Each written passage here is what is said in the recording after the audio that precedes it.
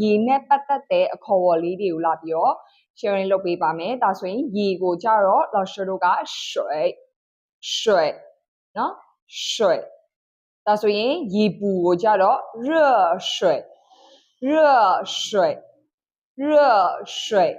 နော်ရေနွေးကိုကြတော့温水နော်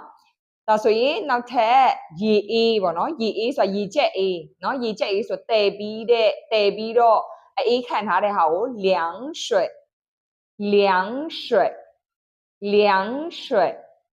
ရိုးရိုးရေအေးကိုကြတော့冷水နော်ရေခဲရေကိုကြတော့冰水